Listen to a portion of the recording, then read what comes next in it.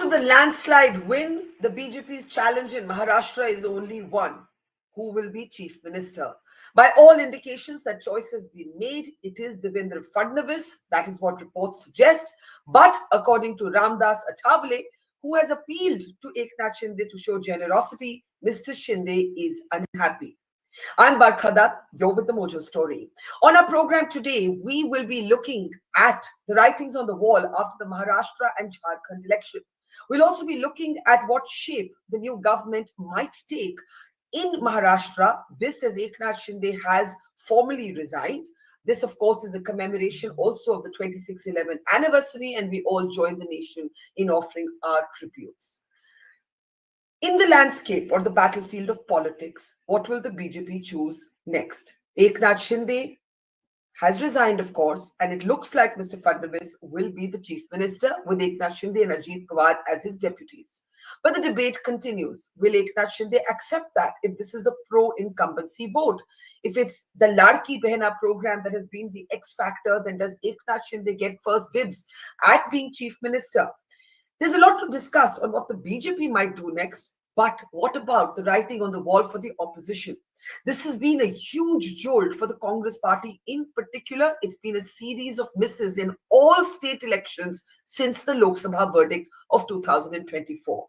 What has changed in just a matter of 5 months? Let's introduce a very distinguished and knowledgeable political panel today. If we can bring them up, Rajat Sethi is with us. Welcome, Rajat. Seeing you after ages. Madhavan Narayan is with us. Welcome, Madhavan.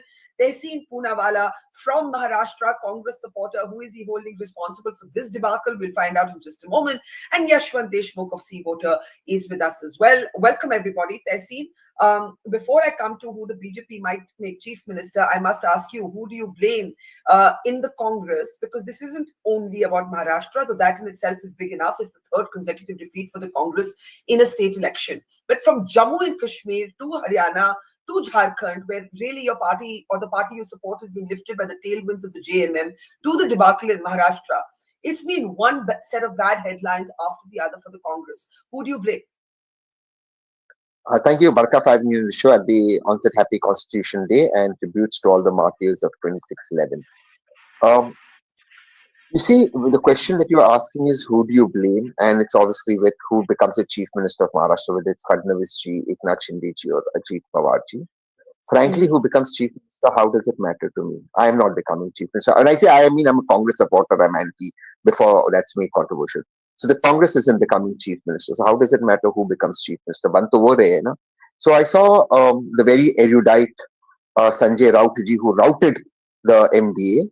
And there is a famous saying by Ravi Kishan. It's from Eastern UP, so Yashwant will understand it. I will. Zindagi jandwa fir bhi kamandwa. I mean, you know, it means, and if you translate it in Mumbai language, Raut sahab niche fir bhi tangdi uppar, tangdi is leg, fir bhi pair uppar. वो कह रहे कि Eknath Shinde has been taught a lesson, Ajit Pawar has been taught a lesson. भैया हमें दाल चावल नहीं मिल रही, उनके घर में बिरयानी पकेगी कि नहीं पकेगी, हम उस पर डिबेट कर रहे हैं. हम भूखे, अवन से मर रहे, हम भूखे हैं और हम डिबेट कर रहे कि उनके घर पे बिरयानी नहीं बनी. मतलब look at the parallel universe we are living in, and I've said this to you, and I will come back on your show again. Madhav was right. The joke he cracked earlier on me off camera, he's right. There'll be another debacle. I will come back again. We will say the same thing again, and nothing will change. Yashwant said, and he told me, Haryana and Maharashtra looks good for the Congress, but he added a caveat. He said, as long as the Congress doesn't score self votes, it's scored. Throughout the elections, Barkha, and why should I blame only Raut again? Raut cannot be one factor that lost or defeat. Throughout the elections, you're fighting on who will be the Chief Minister. The Shiv Sena UBT, this alliance is such a disaster. It's finished the Congress off in the state the Congress was born in. Now, you may argue Lok Sabha, etc., whatever happened. That is a completely different ball game. Shiv Sena UBT had lost its core voters. Its Hindutva voters went with BJP. Its Marathi Manus voters went with Shiv Sena, Eknath Shinde ji. They were banking on the Congress Muslim vote. That's the first factor to it. Secondly, you see, there is one analysis that is very, very wrong that is being done, that Hindutva polarizes. No, Hindutva by itself cannot polarize. If anything, there was more polarization or attempt to polarize in Jharkhand with outsiders, etc. Hemant Soren didn't fall prey to it. What polarizes is a counter polarization. So there was a Mohtarma and her Shauhar, who went to a Maulana Sahab who is pro Taliban, who said women should not be educated. She, Mohtarma Madam, made the election all about her, and Shauhar Sahab made it all about himself. Ultimately, it cost the NDA. There was another Maulana Sahab who wanted to do Gazwa Hind. मतलब आपके पैर में चप्पल पहन आप चप्पल ठीक से नहीं पहनते आपको गजवा हिंद करना है उनके उनको जाकर मिले those images have really hurt the MBA. So the counter polarization then worked, and more than butting it or cutting it, the AK to CFA worked. You played into the BJP's agenda. I told every single MBA leader, not one am I leaving out. Those letters that the ulema had written, please reply to that letter and said, do not vote for us if you're voting on religious lines. Vote for us if you're voting for a party that can make Maharashtra progress. You will win the elections. No, they didn't write that. You are flirting with these people. You knew you would get a little bit of the Muslim vote. Who is to blame? Everybody. The strategy, lack of coherence. Sanjay Raut, of course, for continuously opening his mouth. These Maulanas, and even at the micro level, this Mohtarma Madam and her Shauhar, you see till the 16th round the EVM is okay. 17th round EVM got spoiled. ये तो नया ही funda है. I mean, I've never heard this funda. Once I heard funda, EVMs are not okay, which is fine. Then I heard EVMs are rigged. Now the EVM from 17th round was rigged because Shauhar Sahab didn't take a lead. I mean, can you believe this? Then you blame Chandrachud for it. Chandrachud's judgment had already come before the Lok Sabha elections and not come before the Lok Sabha elections.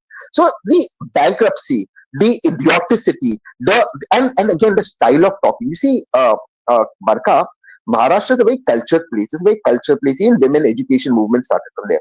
Just speaking like a street bully, this like a street thug, the way Sanjay Rautji, etc. speaks, people don't like it. People, they think you've not even come in power, and this is how you're going to behave. This is how arrogant you're going to. So you didn't name the but you said everybody, and you named Sanjay Raut. Do you blame Rahul Gandhi also? Everybody.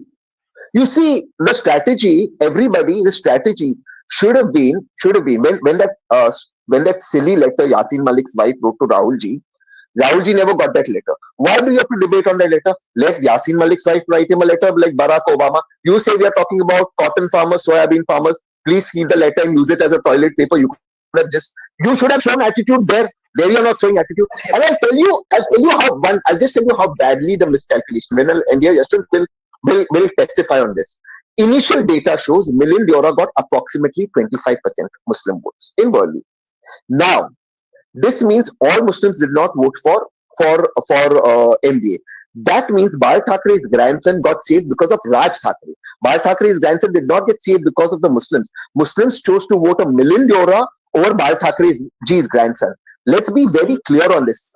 So that's the points that I want to make. But Yashwant, would you? Yeah. Before I come to Yashwant, the reason I just want to come to Rajat right after is because Rajat, you remember right after the Lok Sabha verdict, we were talking and you were very plain spoken and you said the BJP has wrecked Maharashtra. Maharashtra is a mess. And, I am trying to understand here what happened from the time that BJP's own supporters agreed that Maharashtra was a mess. Ajit Pawar was seen to be a weak link. Ajit Pawar has emerged with extraordinary strike rate. He's proven everybody wrong. How has BJP repaired what you once called the wreckage of Maharashtra? Hello, Barkha ji. If you remember, the last time when I was here, I made that statement that Maharashtra politics is an epic wreckage. And yes. I'm coming after that comment, and after 3-4 months, I'm coming back to your show where the wreckage has shifted. So it took 4 or 5 months or so for shifting the wreckage from one side completely to the other side. And a lot has happened in these 4 months for the BJP. And you were expecting that the MBA is going to pick up the momentum from where it had sort of ended after the Lok Sabha elections and take it to another level. But throughout these 4 months, I mean, among all the mistakes that the MBA did, the glaring thing was a completely missing political campaign that you can unleash against the incumbents. I believe the BJP was waiting that one good day around Diwali, before Diwali, after Diwali, at some point they are going to start their campaign. But throughout the election, they did not pick up the campaign. One thing that used to work for the Congress party were those guarantee cards. They used to at least knock every door, that used to become one logic for them to approach every household, knock the doors, and explain to the people that this is what we stand for. This time, it's not a question about distribution. They did not even get the guarantee cards printed also. So they were so confident that I don't have to do any canvassing, any campaign strategy, nothing at all, and I'm going to win no matter what. And this is the reason why they were counting their chickens before the eggs hatched. And if you look at the discussions and deliberations, it was only and only about who will become the chief minister. That was their the core interest around which they wanted to align their strategies. And I think BJP, after this this shocker that happened during the Lok Sabha elections, they went to the drawing board. They realized that if there is a rural distress, if there is a general angst against inflation, against joblessness, what can you do in a short period of time? What are the immediate fixes that you can do? So I remember even in February, this thought process was there. A direct cash transfer scheme has to be deliberated upon. But surprisingly, the then Finance Minister Ajit Pawar and his bureaucracy had shunned that idea down. It did not see light of the day, and there was a lot of pushback from the administration. And the bureaucrats' point of view was that this is not a UP Bihar where you start distributing money and it's going to help the state or the state finances. We will use it for capital investments and all. So that was the thinking. But come June, July, that thinking switched, and the same bureaucracy was actually pushed against the wall to actually implement those schemes. There was a lot of pushback even from the banking officials. The banking officials literally were pressurized to no extent to actually ensure that these schemes are implemented. If you were to see the mood in these 3-4 months, you should look at those bank branches, those rural bank branches. Women were thronging into these branches, like they were coming over and over again to ensure that all of their accounts, like the Jan Dhan account, etc., which has been lying dormant all this while, were activated again. So that there is more cash transfer which could come in during these schemes. Last bit that, this was Eknath Shinde, perhaps I think he led this idea, that instead of giving 1,500 each month, he bundled it together. So he had one chance to distribute money. So he retrospectively implemented that scheme from previous 3 months. Also, forward installments were bundled together. So a 6-month bundle was distributed at one go. So that was a substantial amount. And once that substantial amount reaches, at least, that anger was blunted to a good extent. The anger against inflation and related affairs was addressed. And I believe that, first of all, gave BJP a reason to go back to the public with a positive agenda. And, and then talk about the other things which can unify the people beyond the divisions of caste. And that happened through its unifying slogan of Ek hai to safe hai and all of that. So this is mixed. Let me bring in Yashwant. Yashwant, you've already said on my show that this movement is bigger, according to you, than Mandal Ka Mandal. It's about we the women. The women emerging is sort of the finally as a Y factor. I was going to say an X factor, a Y factor in politics. My question is this: how do we understand Ajit Pawar? Nobody has actually explained that part of the puzzle to me. Are you able to understand it better now? Well, I think there are two factors in his performance. Number one, a big number of his winning MLAs were also, very strong independent leaders in their own constituencies. So they were like literally strongmen of those places, number one. Number two, I think he got benefited by the headwinds, which were the Sena and the BJP, in that way. And a lot of BJP voters who actually did not go out and vote during the Lok Sabha election, I guess that that part also kind of came around. Yaar, ye to haarenge, apne hi log haarenge kind of thing. And they came around and voted for them. But the real thing was the huge jump in the turnout, particularly in the female turnout. And whenever there is a jump in turnout, Barkha, anybody who has a good cadre and if the organization decides, I think that has a lot to do with the better turnout numbers.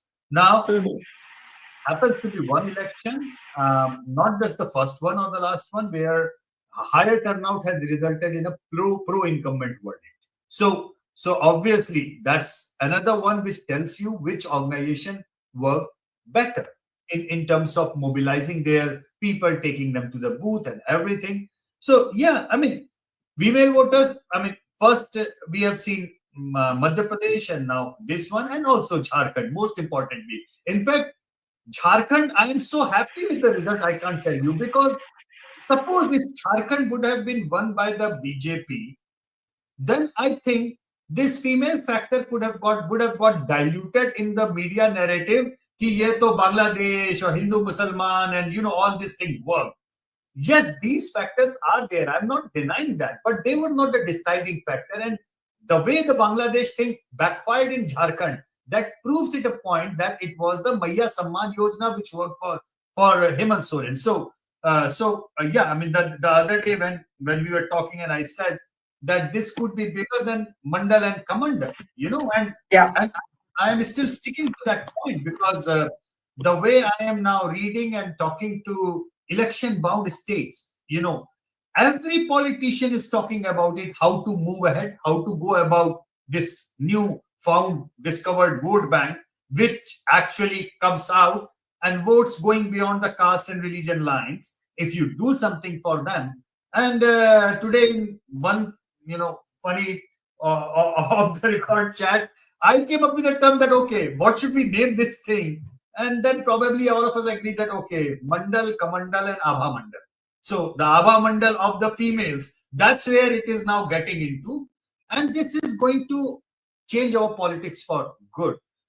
And I think, Tehseen is here. And I generally don't praise my friends when they are around. But, in one of those pilots that we keep on running about them, that which spokesperson are liked or disliked and like that. Now, his name was not even there in the Congress official spokesperson list. A lot of verbatims came in, many verbatims came in. And my people said that, okay, I said that, okay, verbatims are coming in, just do it. It was a pilot to be seen. But I was surprised. I was surprised the way his name was jumping by. And then I started thinking, why we love Tehseen? Why all of us love Tehseen? Or why all of us love somebody even from the right side? Say Rajat is there, you have got right people right now on the panel, and other people as well. We like people who make good points without insulting others, and who are good in looking within what wrong am I doing or are we doing, right? Now, the other day when we were discussing about the cancel culture and all that, the politic narrative that is going around, why a big chunk of even BJP supporters like Tehseen on the screen? Because they do not feel a cancel culture war with whatever Tehseen is saying. Even though he is a staunch Congress supporter, he never lets his guard down. He is always there batting for his party. Same goes with, to a large extent, with Sanjay as well, by the way. Tehseen happening. So why do the common BJP voters, they feel happy with listening to Tehseen even when he is talking about Congress? Because they feel he is talking sensible. Whatever Tehseen said today, no sensible guy would say, Tehseen kya baat kar rahe ho? Galat baat kar rahe ho. The thing is, this window of communication, which the parties across the spectrum, by the way, are shutting it down by cancelling each other, by not listening to the people who are supporting or voting the other party, that we appreciate your position. And by the way, BJP is equally responsible for this. They have a really intolerable number of spokespersons. Me and Rajat have discussed this on a couple of occasions, how some of the spokespersons, when they arrive on the screen, I feel like BJP ke 10 vote aur kam ho gaya. It happens, So this culture thing, somewhere it has to stop. People have to. No, absolutely. Absolutely. I'm so glad you made that point, because that's something we really believe in here. And hence our slogan, na chamcha, na morcha. Just, have a civil conversation, be honest, be open, and that's it. I mean, we don't have to have a breakdown of personal equations because we disagree on some issues. Tehseen, before I come to Madhavan, because I know you're a man much in demand and you'll scamper off without warning. What is your one writing on the wall for the Congress party? What is the Congress takeaway? You made general points that everybody got it wrong. There was counter-Hindu polarization, extremist ulemas were being encouraged, etc. I got that. But within the Congress, was it a mistake that Rahul Gandhi did not spend much time in Maharashtra? Was there overconfidence? Has there been complacency since the Lok Sabha elections of 2024. What are you saying to the party you support?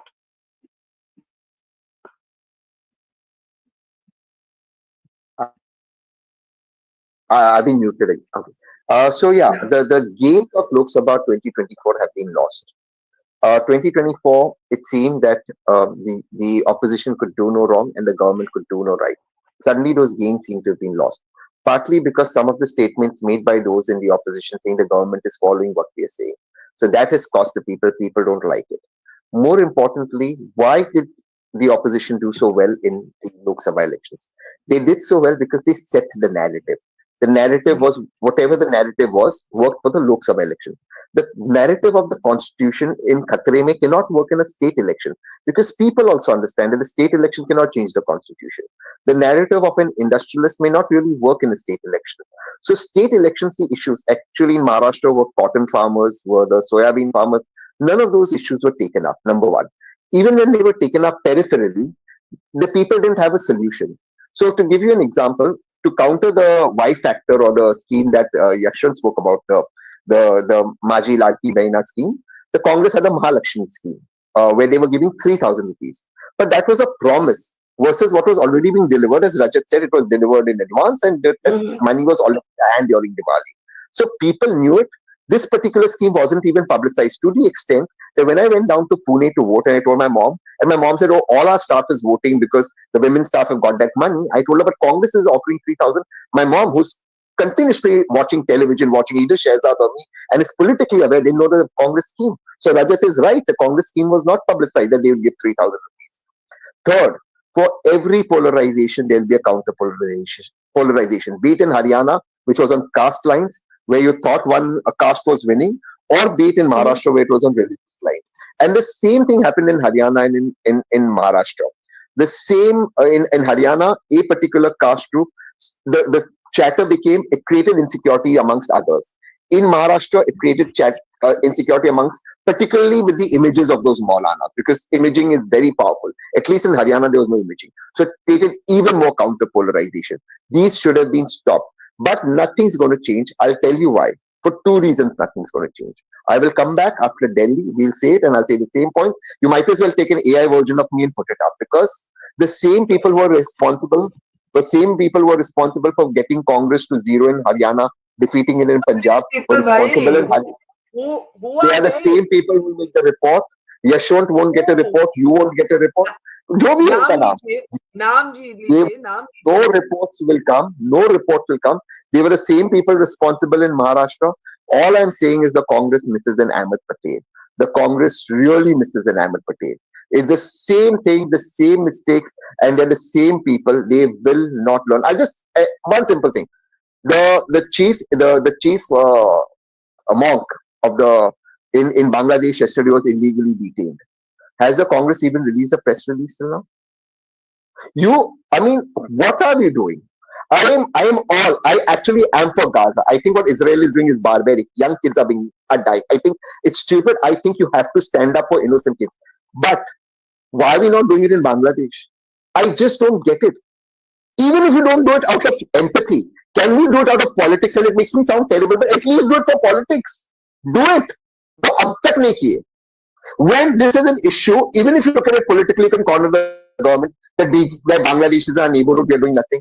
You still don't want to do it. So I am just saying that the idea is lost. And it seems very difficult for it to come. The Prime Minister made one line in Parliament, आपके पैरों के नीचे जमीन नहीं है, पर खुदा की कसम आपको इस पे यकीन नहीं. It's the truth. He spoke the truth. And it hurts me. Yeah. More questions for you, but Madhavan, do go ahead. It's quite fascinating. You see, it isn't only about Maharashtra. In Jammu and Kashmir, the Congress did not pull its weight in Jammu. In Haryana, I think Tehseen's already spoken about the perception that this was all about one family and by extension, one caste. JMM, it's been lifted by the Jharkhand Mukti Morcha. A very spirited fight by Kalpana Soren. I think we must give her that credit. And Maharashtra, Eknath Shinde definitely emerged, not to take away anything from the BJP, but he managed to emerge as a legitimate inheritor of Bala Sahib instead of an interloper who had split the Shiv Sena. Absolutely. Go ahead. Yeah. What now? Yeah, Barkha, let me, it's in a mood for civilized conversation and hopefully with some humor. So we had Tehseen beginning by saying, Zindagi Jandwa Fir Bhi Gamandwa. And let me begin by saying an American saying that if two people are agreeing all this time, one of them is useless. And if they disagree all the time, both of them are useless. So actually, I'm in danger of being called a fool or useless because I do agree with all the three panelists because facts are something you cannot Yeah. disagree with. But we can disagree Correct. on interpretations and scenarios. And I would like to disagree at least to keep the momentum of a meaningful analysis going. And let me begin by saying that, much as I agree with Tehseen in her own way, look at Congress strategy. That reminds me of another joke. Adam asks Eve, "Do you love me?" And Eve says, "Who else is there?" So, given BJP's strength, given given the organ, given the That's or, funny. given the organizational muscle of the RSS, given the excellent administrative track record of Eknath Shinde, all Yeah. three put together, Congress had to put its best foot forward, and they thought that going with the UBT Thackeray group and Sharad Pawar was a right strategy. Now, I have a quibble saying that they should have brought in Prakash Ambedkar and taken more aggressively the Dalit active consciousness, which is actually Maharashtra is the birthplace of Dalit consciousness in India. Jyotiba Phule is from there, Ambedkar is from there. So you cannot ignore the Dalit factor. They were glossing over it. This is, in my opinion, a bigger error than the other things which will follow in my analysis. Sharad Pawar was gracious enough. Uddhav Thackeray was gracious enough after the defeat. Uddhav Thackeray said it's a tsunami, oh, give up. Okay. And Sharad Pawar said it's Ladki Behan that did us in, and he was on record on this. We all have discussed this beautifully. Yeah. Both Rajat and Yashwant said that. But having said that, let me give credit to Eknath Shinde for his leadership. And that is going to be, I said this before the election, whoever wins, there will be coalition issues. And we have already seen some of that happening over the past 24 hours. And that is something I would watch out for. And I think it's very important to understand the Shinde factor. Let me, in my own style, always draw an analogy with the cricket team of India. Jasprit Bumrah performed in Perth and Eknath Shinde performed in Maharashtra with remarkable similarities. After the Lok Sabha elections, we thought everything was lost for Mahayuti. And after the first innings at Perth, we thought India was going to do badly. And Jasprit showed personal form as well as leadership, which is very strikingly similar to Eknath Shinde. Now, but this is where I don't want to completely write off the Congress and all that. You never say never in politics anyway. But let me, I have a nice way of I'm in a humorous mood, but with deep analysis. Sanjay Leela Bansali made this film called Bajirao Mastani. So I think Sharad, with the Maratha agitation, which was considered to be a shadow play for Sharad Pawar by Manoj Barangi Patel, I think the NCP Sharad Pawar was so busy voting the wooing the Bajiraos that they find that there is a Mastani out there and there is Kashibai out there. Kashibai voted for Mahayuti with Ladki Bahan scheme. And I think we'll have to use these analogies to drive home the point of what is happening. There's a split wide open. But having said that, let me... Hang on. I have to finish this. I have to finish this because I want to give a comprehensive... Yeah, it's very important because I don't want to, sound like a party. Sanjay Raut is one extreme. He reminds me of the Iraqi information minister Al Sahaf, comical Ali. But we'll not go there. What I'm going to do is to have a patient analysis, which is what actually I'm behind all my humor. There's a lot of seriousness in this. By-polls. Look at this. Karnataka by-elections have gone to Congress very well. Again, despite of the similar polarization strategy adopted there with Govt politics and all that. And Jharkhand Mukti Morcha, as well as Maharashtra, as Yashwant pointed out rightly, is about women. And the birthplace of this scheme was Karnataka's Griha Lakshmi scheme, which has been ably adapted and brilliantly expanded by BJP. And therefore, I want to say this again. Congress has lost, but Congressism has won. And this is a long-term prediction, mark my words. Okay? And the third thing Now, is the Delhi University elections. Again, NSUI is still in the picture. UP elections, if it is true that Congress won because of JMM in Jharkhand, it is equally true that the Rashtriya Lok Dal helped the BJP in Western UP elections. So I'm not going to jump to conclusion. What we have reached, therefore, is a state in Indian politics where every battle has to be hard won and hard fought. That is true of Haryana. That is true of Maharashtra. We are back to what I call pre-Modi politics. Modi had changed everything. We are back to normal. Every inch has to be fought and won, like Kargil, which Barkha you're familiar with. So you can't take Tiger Hill just by bombing from above. You have to have hand-to-hand combat, and RSS is there to do it for BJP. Nobody is there in Congress, and therefore you have to match leadership, organization, and campaign. The irony, the dark black comedy here is that the product belonged to the Congress because of better organization and leadership. BJP has run away with it. Okay, Rahul Gandhi, it's all yours now. You've given us many brilliant analogies to discuss, and I want Rajat to react straight away to 2 points.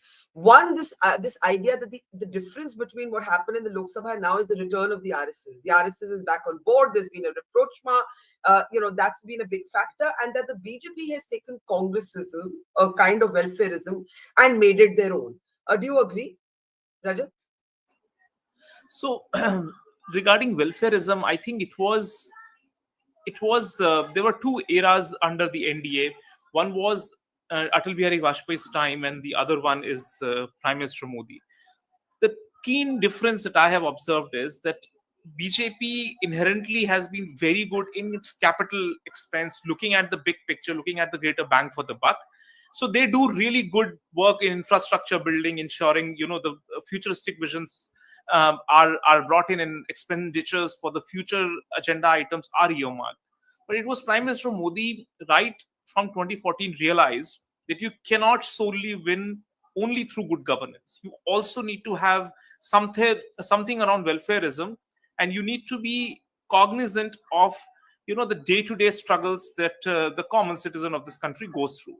This is why he's constantly tried and attempted to weave in some degree of welfareism while balancing it out with good governance. And this is why when he understood that there is rural distress, he came up with this PM Kisan right before 2019 election and ensured that 6,000 rupee goes into as a small token, but just as a token of appreciation that what you are doing on the ground is you're trying hard to make ends meet. And here is one cash benefit which will not do enough, but it is going to attempt to do certain things. And I believe that in 2024 also I said that Prime Minister Modi is going to go back to the welfareist drawing board and come out with Subsidy 2.0, National Subsidy 2.0, wherein he will look at attempting greater cash transfers right at the central level, not keep it at the states, because states are bleeding. Most of our states are bankrupt. They do not have adequate finances to actually heavy lift all of these schemes.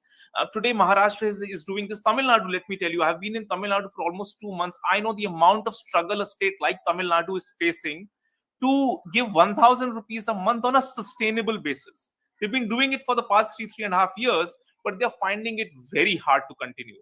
So the elbow room, the fiscal elbow room with the state is very less.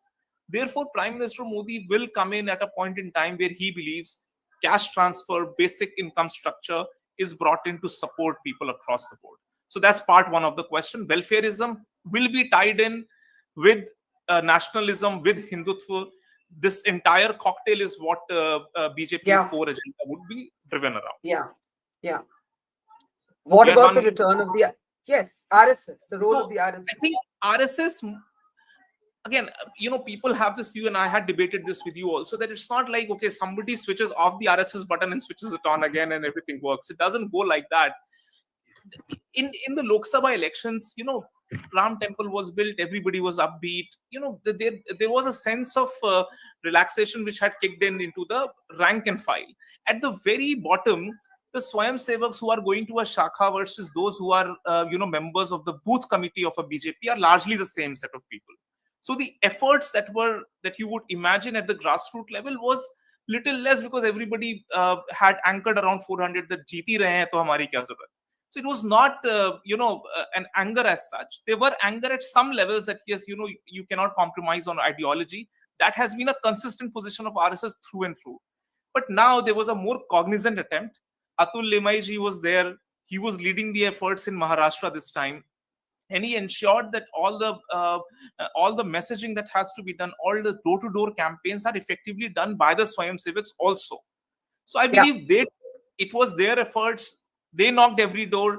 They spoke to the woman of the household. They asked, are you getting the Ladki Behan scheme benefits or not?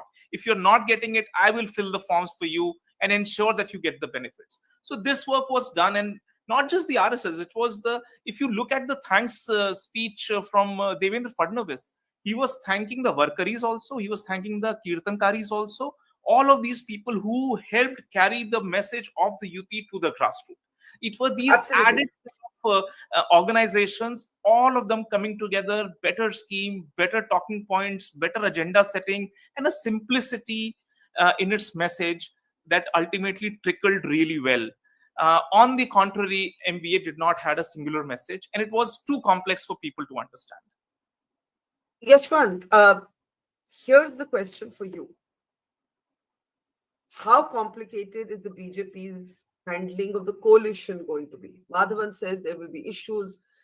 In the interest of time, I'm not playing out his statement, but Ramdas Athavale came on record today to say that, you see, Fadnavis has been decided. The BJP wants Devendra Fadnavis to be chief minister, but Eknath Shinde is upset.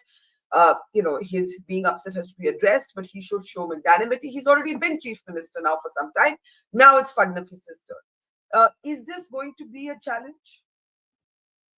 Likely. I mean, they have everything stacked up in their corner. And to be fair to Fadnavis, he was magnanimous and graceful enough to play the role of number 2 for so long, even though his party was number 1. And now with these kind of numbers, unless, in Bihar, BJP has to give some political messaging of sort while keeping Nitish intact and like that, that could be a different thing.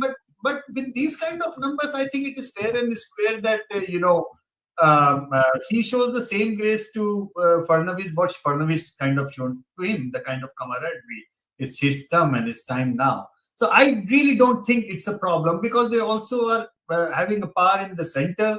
Many a time, these kind of equations, when something doesn't work out in state, people are pulled out in the center. Those kind of things are done. But as far as Maharashtra right now is concerned, I think it should not be a big deal. I mean, honestly. And do you want to respond to Madhavan's point, and then we'll give Madhavan a quick closing word, that we are back to pre-Modi politics. Now, this is the subject of big debate, right? That the BJP did not deploy the Prime Minister to the same degree in this assembly election and even in Haryana. What do we read? What do we read from that? Well, Veer said this in his column yesterday. I was reading. It was a brilliantly summed up thing that, this is obviously the first big election as such in a post-Modi era. If you are calling it or treating it as a post-Modi era, even though I don't really think it is still any post-Modi era. But you see, the way they are planning for the future, that is incredible, number one. Number two, it's like a total football. It's, or even in the cricket analogy, sometimes you need a pinch hitter to open the innings. So if a person like Modi, who arguably in the last few decades has been the most popular neta in India, what the sort, and if he doesn't have an ego problem in taking a backseat in order. If he says that, okay, putting these people in the front is winning us the election, go ahead and do it. If he doesn't have that kind of ego, and if he has that kind of flexibility or pragmatic politics in him, what stops the opposition from doing that? It's all about elections are contested to be won. Everybody contests in order to win. And they realize there is an overexposure of sort, and the brand is getting diluted because of multiple reasons. They decided to keep their brand intact, a brand of their biggest asset intact. And they decided whatever is the winning combination, let's go ahead with that dude. So it's pragmatic. I totally agree, with this particular line that this, and actually, Tehseen is no more there right now, but I would, we actually discussed this, after Haryana, that if they are winning without Modi, that should be actually even even scarier proposition for the opposition to think about. Because for the last 10 years, we have been only thinking about, oh, ये तो मोदी के कारण जीत रहे हैं, जिस दिन मोदी नहीं रहेगा तब देखेंगे क्या होगा. It's like they are rubbing it in कि बॉस देखो मोदी नहीं गया, अभी भी देख लो क्या हुआ. So I think all said and done, fundamentals are to be learned by the opposition from the opposition leaders who are winning against the BJP. And I think we know for sure in the last 10 years, we have more than enough examples of big number of regional players who have defeated the BJP in left, right and center.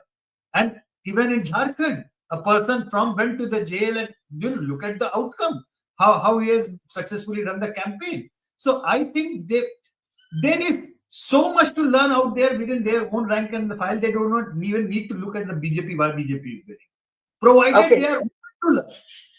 But what I'm learning today, that if they are going to blame the EVM and take a Bharat entire all India yatra, I don't know how Stalin is going to join that yatra against the EVM because he won on EVM. What will Arvind Kejriwal do? What will Mamata Banerjee do? What will, even for that matter, I would love to see what Siddharamaiah and DK Shivakumar would do against the EVM because they have won fair and square already. Yeah, this election denialism is a plague that India has been free from, and we should leave it to the Americans and not get infected by that plague. I very strongly feel that. Madhavan, very quickly, if the BJP is winning without Modi front and center of campaigns, the opposition has a bigger problem than it did with Modi at the epicenter. Because with Prime Minister Modi, they could think, चलिए एक term हो गया, 2 term हो गया, 3 term हो गया, उसके बाद कोई और आएगा, उसके बाद हमारा बारी आएगा.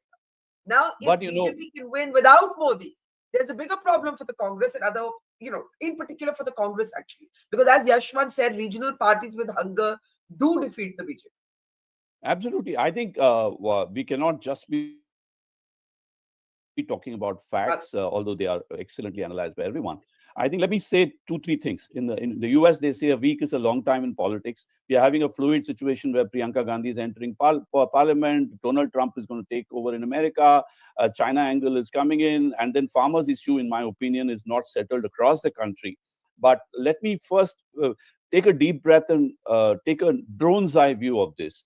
It's not just Modi. Worldwide, nativism is on the rise. Whether it's Donald Trump or Giorgia Meloni or everywhere, nativism on the rise. And therefore, it's not just pre-Modi politics we are into pre-modern politics in some way. So therefore, to that extent, Congress has been a progressive and modern party. And modernism and progressivism is under a challenge everywhere except perhaps Sri Lanka, which has seen some excellent progressive. In fact, the communal divide has been dramatically bridged in Sri Lanka. For me, it's very interesting. But I'm using this as an exception to show that worldwide there's been politics has turned inward and very nativist. And to that extent, some of the tide that is favoring Modi and BJP is also because of the nativism. What we'll have to see is whether socio-economic factors, apart from gender, that is favoring BJP, other factors like farmers and some of the fallouts of geopolitics help Congress. Congress will have to come out with a new product. It cannot just rely on the brand. That is the moral of the story.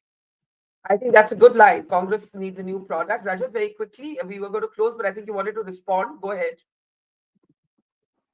I think, on this question of the larger liberal values under threat, this is what was analyzed even during the US election. But similarly here, the Democrats there and the Congress here, they are presenting a threat to the Constitution without tangibly speaking to the people, keeping their causes of concerns as more relevant, more direct, and trying to handle those first before coming out with these very vague sort of attempts at saying that the Constitution is under threat and the idea of India is under threat. These things do not translate to anything meaningful to a common man. This is largely gibberish. You need to therefore break it down to things which affect and matter to a common person on the ground, their sufferings, their ailments. If you do not have a lived reality of that, you cannot articulate in the ways they understand. You started touching the surface on it during the 2024 elections, that you were not able to materialize those gains to build up the momentum anywhere in these entire cycle of 2024 elections, state elections. Let me tell you with this final thing, BJP was down and out in June. There is no doubt about that. The morale of the cadre was down. And these 4 state elections, Jammu Kashmir, Haryana, Maharashtra and Jharkhand, were golden opportunity for the Congress party and the opposition ecosystem to wage the narrative war against the BJP. Absolutely. And they failed so glaringly that I have no words to explain. And I think the journey will get tougher for them here onwards. Absolutely. I don't know what label we'd use for it, pre-Modi, post-Modi, whatever you use, we're entering a very interesting phase of politics where the opposition was not able to, I completely agree with Rajat, take a window that had opened for it after the Lok Sabha 2024. Instead of pushing it higher, the window actually came further down. It's completely mysterious. To the extent to which the Congress appears to have bungled its running of campaigns with esoteric issues that don't translate into the everyday lives of people. That is the big conclusion. That is the bottom line. We leave it there. Yashwant, Deshmukh, Rajat, Sethi, Madhavan, Narayan, and earlier, Tehseen, Poonawala. Always a pleasure. Take care and see all of you very soon. Bye-bye. It's great to see you here. Thank you for watching our work. If you haven't subscribed yet, don't forget to click the bell icon and subscribe to Mojo Story and support independent, robust journalism.